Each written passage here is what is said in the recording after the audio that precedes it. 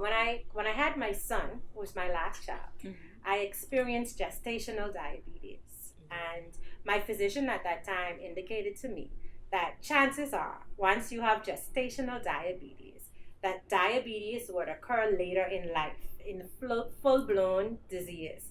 It disappears after the pregnancy, but it is a signal that it will reappear in the future.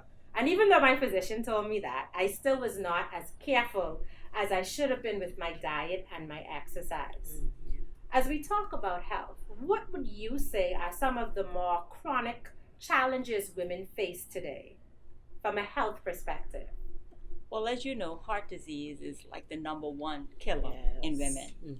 You know, a lot of persons are more concerned about other things like cancer, maybe, and maybe HIV. They're concerned about those things and contracting those and suffering from those illnesses, which are very real and very prominent. But a lot of people ignore the fact that heart disease is actually the number one killer of women. Wow. Okay, and there are so many risk factors that lead to heart disease. Persons with diabetes, persons with high blood pressure, those are all chronic illnesses that may eventually lead to heart disease, to stroke, okay, to renal failure or kidney disease, and patients needing dialysis. So these are real issues, and a lot of times they go ignored. You know, for instance, you talked about having gestational diabetes, and certainly that is a risk factor for having diabetes later on.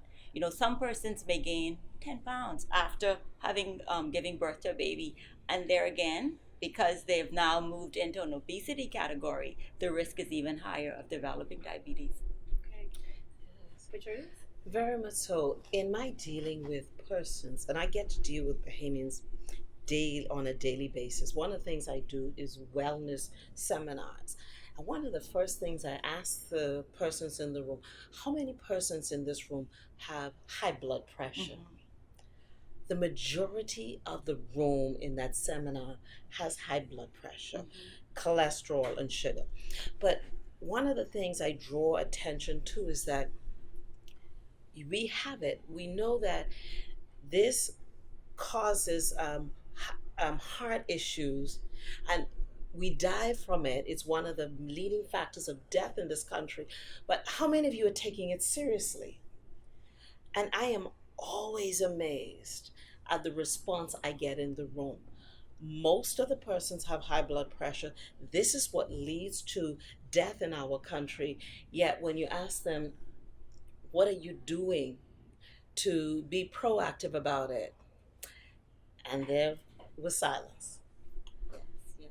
And that is one of my big concerns about our health in this country. I often say that the health of the nation is the wealth of the nation. The amount of monies we are spending, our Minister of Health last year stated that as a nation, we spend $800 million a year in healthcare in this Bahamas. Wow.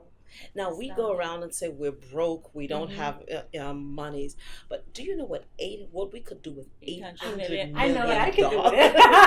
If the That is a lot of Bahamas money. were to cut that in half, Yes. 400 million. Do you know what we could do with that next 400 million? Yes. What we could do for the elderly, Yes. how we can educate our children, etc. Yes. But it is all about the awareness, not only the awareness, but getting people to become conscious enough to make the decision, to be disciplined, Yes. to do what's needed.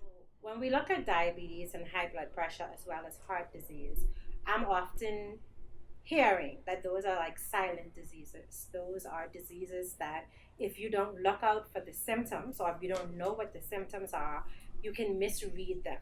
You know, in our community, every ache you have is gas. Yes. And so, in your experience, Dr. Holder, do you find that people know more of the symptoms or know what to do and are doing it? Or what are some of the symptoms that we look at as gas or as heartburn, or we misdiagnose when it really could be connected to something that's more serious?